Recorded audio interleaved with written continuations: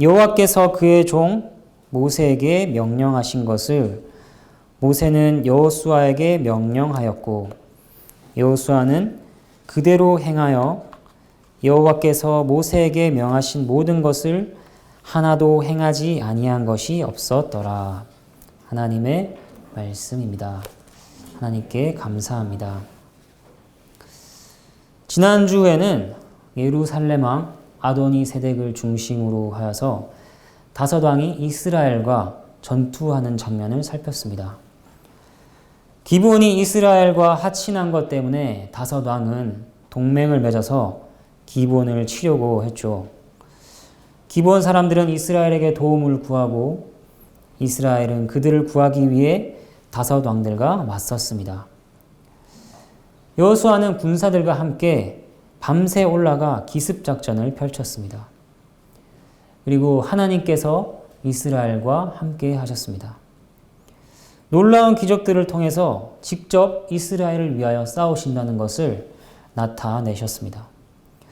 큰 우박덩이들을 내리셔서 칼에 죽은 자보다 우박에 죽은 자가 더 많았고 태양이 거의 하루 종일 내려가지 않도록 하셔서 계속해서 그들을 치게 하셨습니다. 그렇게 다섯 왕을 다 죽이고 그들의 땅을 단번에 빼앗았습니다. 11장 1절부터 5절까지의 말씀을 한번 보겠습니다.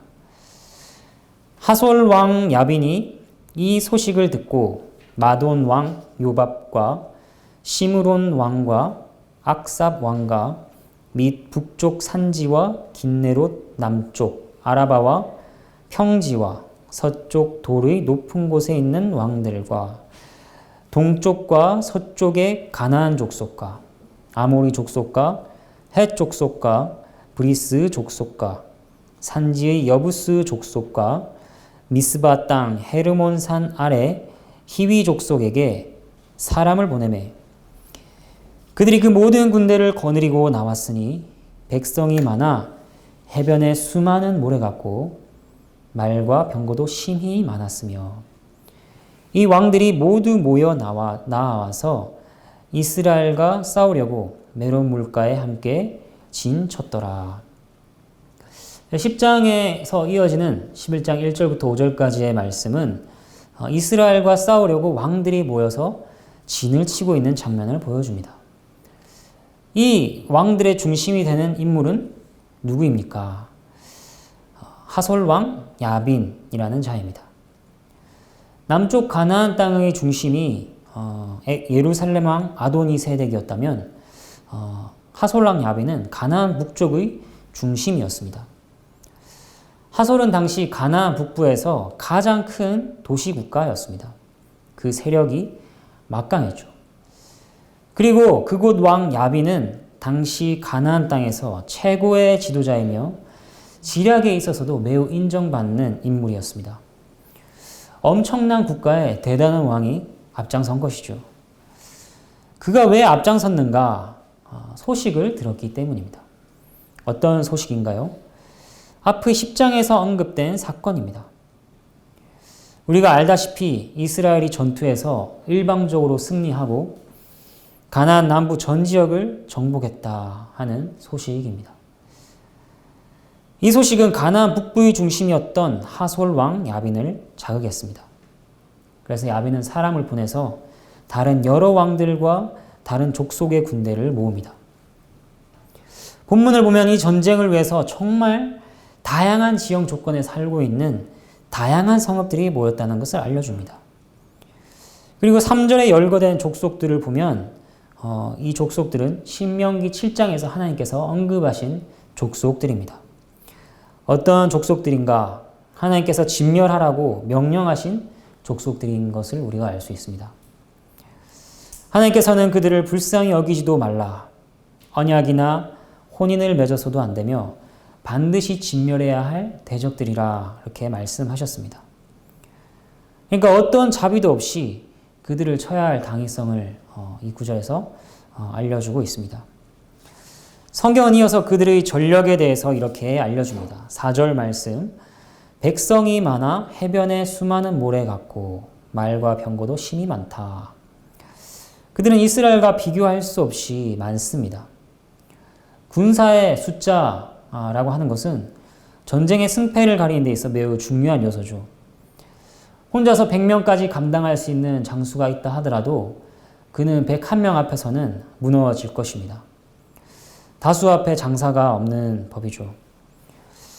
게다가 그들은 말과 병거가 심히 많습니다. 말과 병거가 무엇입니까? 말과 병거는 당시 가장 앞서 나가는 무기라고 할 수 있습니다. 고대 근동시대의 말과 병거는 기동성을 위한 전쟁 기구죠. 군사력의 핵심 구실을 하였습니다. 원거리에서는 활을 사용하여서 적의 대열을 무너뜨리고 접근전에서는 스쳐 지나가면서 상대방을 베거나 찍어서 이제 살상하도록 하는 그런 도구입니다. 그렇다면 이스라엘에게는 말과 병거가 어느 정도 있었을까요? 그들에게는 말과 병거가 없었습니다. 그러니까 지금 적들은 첨단 무기가 가득하고 이스라엘은 그것이 하나도 없는 그런 상황인 것입니다. 이렇게 전쟁을 감당한 능력을 살폈을 때 상황은 명백합니다. 이스라엘에게 불리하다라고 하는 것이죠. 성경은 이어서 그들이 모인 장소에 대해서 알려줍니다. 왕들과 모든 군대는 메론 물가에 모였습니다. 이 전투는 앞으로 메론 물가의 전투라 불릴 것입니다. 메론 물가는 갈릴리 바다 약간 북쪽에 있습니다. 헤르몬 산과 주변 산들로부터 내려오는 물을 갈릴리 바다로 내려보내주는 통로 역할을 하고 있는 호수입니다. 또한 메론 물가는 높은 곳에 위치하고 있는데 아마 주변을 경계하고 충분한 물을 공급받기 위해서 이곳에 모이지 않았을까 우리는 생각할 수 있습니다. 6절 말씀을 한번 보겠습니다. 여호와께서 여호수아에게 이르시되 그들로 말미암아 두려워하지 말라.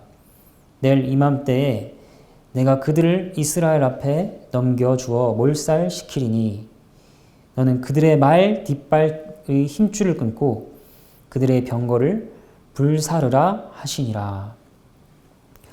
적들이 모여 진을 쳤다는 이야기에 이어서 6절은 하나님께서 여호수아에게 말씀하시는 내용이 나옵니다. 적들의 소식이 여호수아에게 전해졌을 것입니다. 그 규모가 상당했기 때문이죠. 어떻게 전해졌는지는 나오지 않지만 그 소식은 여호수아를 긴장하게 만들 수밖에 없었을 것입니다. 이러한 여호수아에게 하나님께서 말씀하십니다. 두려워하지 말라. 이 두려워하지 말라는 말은 구약에서나 신약에서나 성경 전체에서 얼마나 자주 하나님께서 그의 백성들에게 들려주시는 말씀인지 모릅니다. 그만큼 그의 백성들은 두려움에 둘러싸이는 경우가 많습니다. 그리고 이 두려워 말라는 말은 오직 두려움의 원인이 되는 것을 해결하실 수 있는 능력과 권위가 있는 이만 할 수 있는 말입니다. 두려움에 대한 해결책이나 책임도 없이 그저 두려워하지 말라 하는 말을 여러분 들어보셨습니까? 그것은 공허한 메아리에 불과합니다. 그런데 모든 것을 해결하실 수 있는 능력과 권세가 있는 분께서 지금 여호수아에게 두려워하지 말라 이렇게 말씀하시며 그의 마음을 위로하십니다. 하나님께서는 또한 여호수아에게 승리를 확신시켜 주십니다. 어떻게 승리를 확신시켜 주시나요? 이렇게 말씀하십니다. 내일 이맘때에 몰살시키리니 라고 시간을 알려주시며 승리를 확신시켜 주십니다. 두려워하지 말라는 말씀과 승리에 대한 확실한 약속은 여호수아의 마음을 담대하게 했을 것입니다. 이어서 하나님께서 명령하십니다. 그들의 말 뒷발에 힘줄을 끊고 그들의 병거를 불사르라. 말 뒷발의 힘줄, 즉 아킬레스 건이죠. 이것을 끊게 되면 말이 전혀 달리지를 못합니다. 그래서 말이 무용지물이 되죠. 또한 병거는 전쟁에서 너무 유용한 기구인데 이것을 불사르라 명령하십니다. 이것은 어떻게 보면 굉장히 의외의 명령일 수 있습니다. 그들을 몰살한 뒤에 그들의 말과 병거를 전리품으로 취하는 것이 좋지 않겠습니까? 그러면 앞으로의 전투에서도 사용할 수 있고 전력적으로 업그레이드 할 수 있는 기회이기 때문입니다. 하지만 하나님 그것을 불태우라고 말씀하십니다. 이렇게 불태우라는 명령에는 두 가지 정도의 의미가 있다고 보입니다. 하나는 앞에 문맥과 이어서 그들을 두려워하지 말라. 그리고 또한 그들의 말과 병거도 두려워하지 말라 하는 것입니다. 두려워하지 마라. 말과 병거가 대단해 보이지만 겁낼 거 없다. 별거 없다. 불태워 버려라. 이렇게 말씀하심으로 그들의 마음을 담대케 하시는 의미가 있습니다. 그리고 또 다른 하나는 말과 병거를 의지하지 말라는 것입니다. 그들이 의지하는 것으로 너희의 도움으로 삼지 말라. 너희의 도움은 오직 나 하나님이다. 앞으로도 하나님 한 분만을 바라보고 의지하라 라고 하는 의미가 이 명령 안에 들어있습니다. 7절부터 9절까지 말씀을 살펴보겠습니다. 이에 여호수아가 모든 군사와 함께 메론 물가로 가서 갑자기 습격할 때에 여호와께서 그들을 이스라엘의 손에 넘겨주셨기 때문에 그들을 격파하고 큰 시돈과 미스르봇 마임까지 추격하고 동쪽으로는 미스바 골짜기까지 추격하여 한 사람도 남기지 아니하고 쳐 죽이고 여호수아가 여호와께서 자기에게 명령하신 대로 행하여 그들의 말 깃발의 힘줄을 끊고 그들의 병거를 불로 살랐더라. 이제 전쟁이 시작되었습니다. 전쟁은 아주 은밀한 가운데 시작되었습니다. 바로 여호수아가 군사들과 함께 기습 공격을 한 것입니다. 10장에서 우리가 보았던 것처럼 10장에서 밤새 진군해서 갑자기 습격했었죠. 근데 이때도 아마 야간 돌격을 하지 않았을까 상상해 봅니다. 이스라엘은 기습에 이어서 그들을 크게 격파합니다. 도망가는 자들을 추격하여 한 사람도 남기지 않고 쳐 죽입니다. 대승리를 거둔 것이죠. 적들이 지형에 익숙하고 군대의 수요나 말과 병거를 믿고 있었기 때문에 방심하고 있었는지 모릅니다. 그리고 그 허점을 여호수아가 찌른 것인지 모릅니다. 하지만 무엇보다 성경은 이 승리에 대해서 이렇게 알려줍니다. 8절 말씀, 여호와께서 그들을 이스라엘이 손에 넘겨주셨기 때문에 라고 알려줍니다. 결국 무엇이냐? 잠언 21장 31절 말씀이 말하는 바와 같습니다. 한번 찾아보실까요? 잠언 21장 31절 말씀입니다.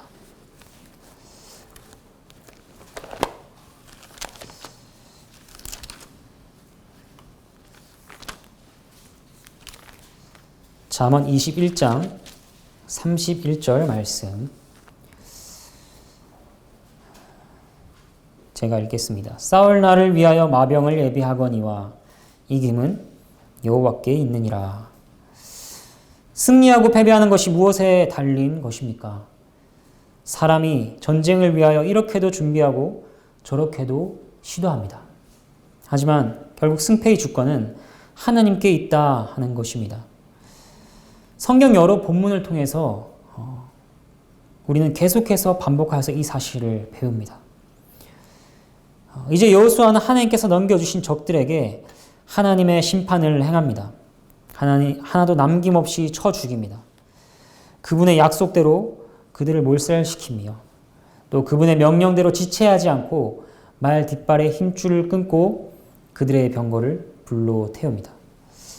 10절부터 12절까지 말씀을 한번 보겠습니다.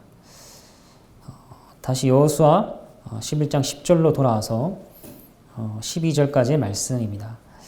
하솔은 본래 그 모든 나라의 머리였더니 그때 여호수아가 돌아와서 하솔을 취하고 그 왕을 칼날로 쳐 죽이고 그 가운데 모든 사람을 칼날로 쳐서 진멸하여 호흡이 있는 자는 하나도 남기지 아니하였고 또 하솔을 불로 살랐고 여호수아가 그 왕들의 모든 성읍과 그 모든 왕을 붙잡아 칼날로 쳐서 진멸하여 바쳤으니 여호와의 종 모세가 명령한 것과 같이 하였으되. 이제 10절부터 12절의 말씀은 앞의 본문에 이어서 하나님께서 여호수아와 이스라엘 통하여서 그의 적들을 어떻게 진멸하시는가 하는 것을 보여줍니다. 여기서 부각되는 것은 하솔이 어떻게 진멸되는지입니다. 하솔은 다른 나라들과는 다르게 특별히 다루어집니다. 어떻게 특별한가요? 하솔을 불로 살랐다. 이렇게 나옵니다. 마치 여리고를 불로 태웠듯이 그렇게 하솔은 불로 살라졌습니다. 왜 하솔을 특별히 불살랐을까? 그것은 하솔이 그 모든 나라의 머리였기 때문입니다. 하솔이 그들의 대표였으며 그들을 이끌었기 때문입니다.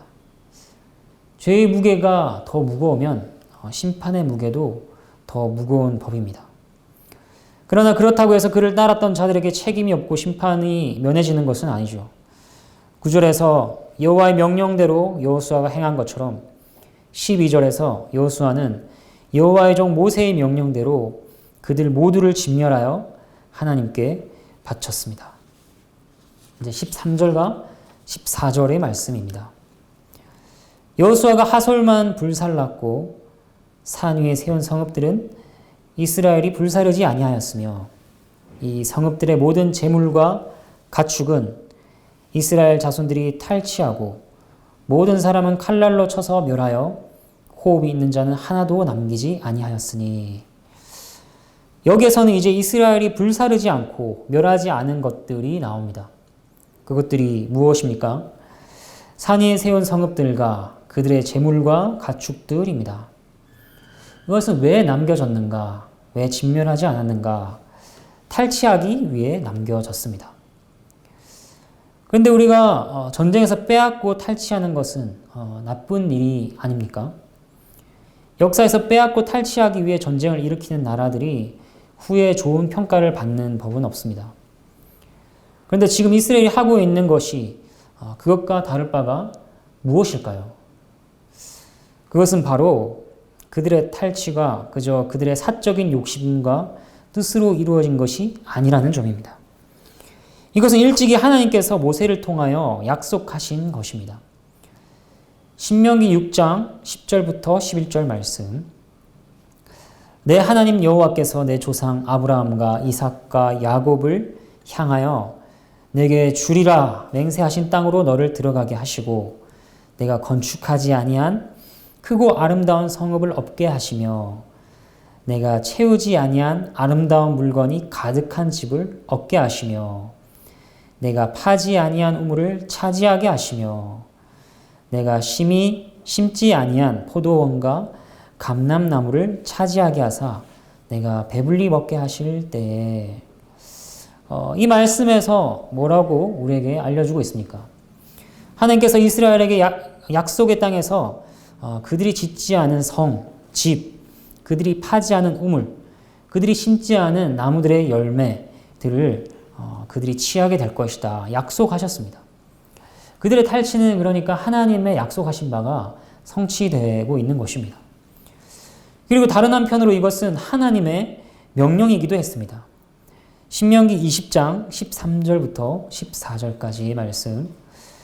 내 하나님 여호와께서 그 성읍을 내 손에 넘기시거든 너는 칼날로 그 안에 남자를 다 쳐 죽이고 너는 오직 여자들과 유아들과 가축들과 성읍 가운데 있는 모든 것을 너를 위하여 탈취물로 삼을 것이며 너는 내 하나님 여호와께서 내게 주신 적군에게서 빼앗은 것을 먹을지니라 이렇게 말씀하고 있습니다. 적군에게서 빼앗은 것을 먹으라 이렇게 하나님께서는 이스라엘에게 명령하셨습니다. 그러니까 그들의 탈취는 하나님의 약속과 하나님께서 그들에게 명령하신 바가 이루어진 일입니다. 그리고 또 다른 측면에서 생각할 것은 이 탈취라고 하는 것은 사실 탈취당했던 것을 다시 되찾은 것이라는 점입니다. 사실 가나안 땅의 모든 좋은 것은 하나님의 것이죠. 가나안 족속들은 그것을 빌려서 살고 있는 것입니다. 그렇기 때문에 가나안 족속들은 그 모든 것을 누리면서 마땅히 하나님을 인정하고 감사와 경배를 올려드려야 합니다. 그런데 그들은 오히려 하나님과 그 백성을 대적합니다. 그러니까 탈취가 먼저 누가 누구에게 이루어진 것입니까? 가나안 족속들이 하나님의 것을 탈취한 것입니다. 그리고 이스라엘은 지금 탈취당했던 것을 다시 되찾는 일을 하고 있습니다. 15절 말씀을 보겠습니다. 15절 말씀, 여호와께서 그의 종 모세에게 명령하신 것을 모세는 여호수아에게 명령하였고 여호수아는 그대로 행하여 여호와께서 모세에게 명하신 모든 것을 하나도 행하지 아니한 것이 없었더라. 이 전쟁에 대한 전체적인 평가입니다. 이 전투는 하나님께서 모세에게 명하신 모든 것을 여호수아가 행한 전투입니다. 어느 것도 여호수아가 단독적으로 결정하고 자신의 지혜나 자신의 뜻대로 한 것이 아닙니다. 이 전투를 통하여 오직 하나님의 뜻이 드러날 뿐입니다. 어떤 뜻들이 드러났습니까? 죄에 대한 공의로운 하나님의 심판, 세상 권력과 능력 그 위에 있는 하나님의 주권, 하나님의 백성에게 유일한 도움이 되시며 자신의 것을 보상으로 주시는 사랑, 그러한 뜻들 등이 나타났습니다. 이제 본문이 알려주고 있는 몇 가지 교훈과 적용을 살펴보겠습니다. 먼저 본문은 교회와 원수 세력이 벌이는 영적 전투의 특징과 본보기를 잘 보여줍니다. 그리스도인의 삶은 전투와 같습니다. 누구와의 싸움입니까? 죄와 세상과 마귀와의 싸움이죠. 이 전투 상황은 어떻습니까? 이 전투 상황은 우리가 항상 불리합니다. 본문의 전투와 다를 바가 없습니다. 수에 있어서 그렇죠. 생명의 길을 찾는 자는 적고 멸망의 길을 걷는 자는 많습니다. 항상 그렇죠. 우리 주위를 둘러보기만 해도 그렇지 않습니까? 하나님을 거스르고 우리를 조롱하며 대적하기 위해서 죄와 마귀와 세상은 함께 연합합니다. 또한 능력과 지혜에 있어서 나은 것이 없습니다. 세상의 지혜와 언변, 마귀의 깨와 지혜는 우리가 감당할 수 없이 뛰어납니다. 우리 안의 죄악은 또 어떻습니까? 우리 안에 솟아나는 욕심, 분노, 불안, 불신, 이것은 씨름한다고 표현할 정도로 강한 것들입니다. 그것들과 능히 싸워 이길 수 있는 자가 어디 있겠습니까? 이러한 상황은 전투가 끝난 날까지 변함이 없을 것입니다. 그런데 그러한 우리에게 하나님께서는 뭐라고 말씀하십니까? 여호수아에게 말씀하셨던 것처럼 그분은 우리에게 두려워하지 말라 말씀하십니다. 두려워하지 말라, 내가 세상을 이겼노라. 그분은 우리에게 확실한 승리를 약속하십니다. 그 승리의 때가 언제인가요? 그 승리는 그리스도의 십자가로 이미 시작하였습니다. 십자가에서 이미 뱀의 머리는 부수어진 것이죠. 그리고 최종적으로는 그분이 다시 오시는 때입니다. 여호수아에게 말씀하셨던 내일 이맘때쯤, 그것이 우리에게는 언제인지 알려지지 않았습니다. 하지만 그때가 올 것이라고 하나님께서는 약속하셨습니다. 그러면 그 승리는 확실한 것입니다. 약속하신 분이 신실한 분이시기 때문입니다. 여러분, 그리스도께서 다시 오셔서 온 세상을 심판하셔서 몰아내시고 새하늘과 새 땅에는 오직 때 묻지 않고 더럽힐 수도 없는 흰옷을 입은 그의 자녀들만 남아서 복락을 누리고 그렇게 있는 것이 머릿속에 그려지십니까? 지금 상황을 보면 믿기가 어렵고 상상하기 어려울지 모릅니다. 그러나 전쟁이 그치고 승리를 완전히 누리는 때는 정말 옵니다. 적은 누룩이 온 가루를 부풀게 하듯이 작은 겨자씨에서 자란 나무에 새들이 깃들듯이 적은 무리, 모나고 부족하며 연약한 교회는 승리하여 영광스럽고 영화로운 모습으로 온 땅을 가득 메우게 되는 날이 반드시 올 것입니다. 이 약속을 받았기 때문에 그리스도인은 전투로 인하여 고되기는 하지만 승리를 확신하며 앞으로 한 걸음 한 걸음 나아갈 수 있습니다. 이 약속이 없으면 우리는 전투에 임할 수가 없습니다. 도망갈 수밖에 없습니다. 그러나 그리스도인은 승리에 대한 약속을 받았습니다. 아무리 싸워도 상황이 나아질 것 같지가 않구나. 불안해하며 낙담하며 전투에 임하지 않아도 됩니다. 넘어지고 더 큰 적이 몰려오고 말과 병거가 돌진해 와도 하나님 약속 앞에서 의연하며 담대하게 그것들을 마주합니다. 두 번째 살펴볼 것은 말과 병거를 불태우라 하는 명령입니다. 전투하는 가운데 우리 앞에 있는 말과 병거를 불사르라 하는 명령을 우리는 받습니다.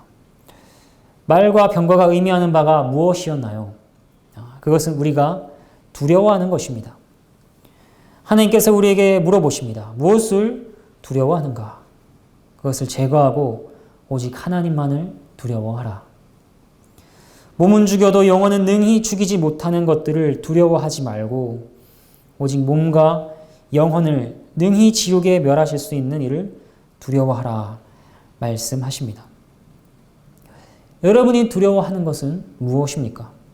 사람의 권력이나 평가입니까? 아니면 가난인가요? 질병과 죽음입니까? 그것이 무엇이 되었든 두려워하지 마십시오. 마땅히 두려워할 한 분만을 두려워하시기 바랍니다. 그 다음 말과 병거가 의미하는 바는 우리가 의지하는 것입니다. 스스로에게 물어볼 수 있습니다. 내가 의지하는 것은 무엇인가? 무엇을 의지하며 살고 있는가? 정말 하나님만을 의지하여 살아가는가? 육체의 모든 필요에 있어서, 영혼의 모든 필요에 있어서, 원수의 공격과 모든 어려운 상황 속에서 그를 바라보고 그의 도우심만을 참으로 의지하는가? 오늘 본문은 그렇게 하라 이렇게 우리에게 명령하십니다. 하나님 이외에 의지하는 것들은 마음에서 치워버리고 오직 하나님만을 의지하라 알려줍니다. 시편 62편 8절 말씀. 백성들아 시시로 그를 의지하고 그의 앞에 마음을 토하라. 하나님은 우리의 피난처시로다. 아멘. 세 번째 말과 병거가 의미하는 바는 우리가 자랑하는 것입니다. 시편 20장 7절 말씀은 이렇게 얘기합니다. 어떤 사람은 병거, 어떤 사람은 말을 의지하나 우리는 여호와 우리 하나님의 이름을 자랑하리로다. 가나안 민족들이 앞세우고 의지하며 자랑하였던 것은 말과 병거였습니다. 그들은 수많은 말과 병거로 든든해하며 만족하고 자랑했습니다. 그렇다면 신자가 의지하고 자랑하는 것은 무엇입니까? 하나님의 이름이죠. 이스라엘 사람들이 전투할 때 의지하고 외친 것이 무엇이었겠습니까? 하나님께서 우리와 함께 하신다. 하나님께서 우리를 도우신다. 이런 말들 아닐까요? 신자는 그렇게 하나님만을 자랑하며 전투에 참여합니다. 요즘 여러분이 자랑하는 것은 무엇인지요? 입 밖으로 말하지 않았지만 자랑스럽게 생각하는 것은 무엇입니까? 하나님께서는 그것을 불사르실 것입니다. 그것이 죄와 다름없다. 부질없다. 아무것도 아니다. 라고 하는 것을 알게 하실 것입니다. 그리고 오직 유일하게 자랑할 것이 하나님이신 것을 알게 하실 것입니다. 그가 우리의 하나님이 되시고 우리의 아버지가 되시며 하나님께서 그 하나님이시라는 것으로 만족하고 든든해하며 자랑하게 되도록 인도하실 것입니다. 마지막으로 살필 것은 순종에 관한 것입니다. 오늘 본문에서 계속하여 반복되는 표현이 있습니다. 그것이 무엇일까요? 바로 명령대로 행하였다 하는 것입니다. 9절 말씀, 여호수아가 여호와께서 자기에게 명령하신 대로 행하여. 12절 말씀에도 나오죠. 여호와의 종 모세 명령한 것과 같이 하였으되. 15절 말씀, 모세는 여호수아에게 명령하였고 여호수아는 그대로 행하여. 이렇게 여호수아의 순종이 부각되고 있습니다. 참으로 여호수아는 전쟁을 진행하는 동안 하나님께서 원하시는 뜻을 따라서 전쟁을 수행했습니다. 철저하게 하나님께서 하신 말씀을 의지하고 순종했죠. 여호수아가 이끄는 이스라엘이 승리할 수 있었던 것은 하나님을 향한 철저한 순종이 있었기 때문입니다. 그렇게 그는 하나님께서 가라고 하시는 곳에서 그 이상 가지도 않았고 그것보다 덜 가지도 않았습니다. 이렇게 순종한 여호수아의 모습은 신약에 오신 예수 그리스도에 대한 그림자입니다. 여호수아는 완전한 사람은 아니었지만 이 모습 속에서 우리 주 그리스도가 어떤 분이신가 하는 것을 보여줍니다. 여호수아가 이스라엘 그들을 가나안 땅으로 인도하고 가나안 족속을 멸하고 언약을 성취하는 데 있어서 순종은 필수적인 것이었습니다. 그처럼 우리 주 예수 그리스도께서 우리를 약속된 하늘로 인도하시며 원수를 멸하시고 은혜의 언약을 성취하시는 일에 필수적인 것도 바로 완전한 순종이었습니다. 그리스도께서는 참으로 그 어떤 일도 스스로의 뜻을 내세워 하신 일이 없습니다. 요한복음 5장 19절 말씀, 그러므로 예수께서 그들에게 이르시되 내가 진실로 진실로 너희에게 이르노니 아들이 아버지께서 하신 일을 보지 않고는 아무것도 스스로 할 수 없나니 아버지께서 행하시는 그것을 아들도 그와 같이 행하느니라. 요한복음 5장 30절 말씀, 나는 나의 뜻대로 하려 하지 않고 나를 보내신 이의 뜻대로 하려 함으로. 요한복음 6장 38절 말씀, 내가 하늘에서 내려온 것은 내 뜻을 행하려 함이 아니요 나를 보내신 이의 뜻을 행하려 함이니라. 요한복음 14장 10절 말씀, 내가 너희에게 이르는 말은 스스로 하는 것이 아니라 아버지께서 내 안에 계셔서 그의 일을 하시는 것이라. 성경의 수많은 구절들이 그리스도께서 하신 일에 대해서 그것이 스스로 하신 것이 아니라 하나님의 뜻에 순종한 것임을 알려줍니다. 심지어 그는 율법의 제정자이심에도 불구하고 모세의 율법에도 순종하셨습니다. 그렇게 그는 의를 이루셨습니다. 만약 단 하나라도 그가 스스로 정하시고 행하셨다면 의를 이루실 수도 우리의 구원도 이루실 수가 없었을 것입니다. 그 뜻에 순종하지 않는다면 흠 없는 어린 양이 되실 수도 십자가에 달리실 수도 없기 때문입니다. 우리는 본문을 통하여서 우리의 구원을 위하여 온전히 순종하신 그리스도를 바라봅니다. 그리스도께서 얼마나 철저하게 순종하는 분이셨는가 하는 것을 보게 되고 그것을 묵상하는 것은 그분을 경외하도록 우리의 마음을 이끕니다. 그리고 또한 아버지의 사랑을 받고 아버지를 사랑하는 자가 어떻게 살아가야 하는지를 우리에게 깨닫게 해줍니다. 그것이 무엇입니까? 철저한 순종이죠. 주님께서는 누구보다 아버지를 사랑하셨고 그 사랑으로 아버지께 순종하신 아들이십니다. 우리는 주님께서 기도하신 것처럼 나의 원대로 마시옵고 아버지의 원대로 하옵소서 구해야 합니다. 그런데 억지로 마지못해 하는 것이 아니라 기꺼이, 즐거이, 그리고 사랑으로 그렇게 기도해야 합니다. 말씀을 맺겠습니다. 우리의 구원을 위하여 그리스도께서는 죽기까지 완전한 순종을 이루셨습니다. 그것으로 원수의 머리를 짓밟고 완전한 승리를 이루셨습니다. 그리고 아버지와 아들 간에 있는 그 사랑의 관계로 부자 간에 있는 그 순종의 자리로 우리를 초대하십니다. 그 부름에 응답한 자들은 그들이 건축하지 아니한 크고 아름다운 성읍과 아름다운 물건이 가득한 집, 그들이 파지 않은 우물과 심지 않은 열매로 배불리 먹게 될 것입니다.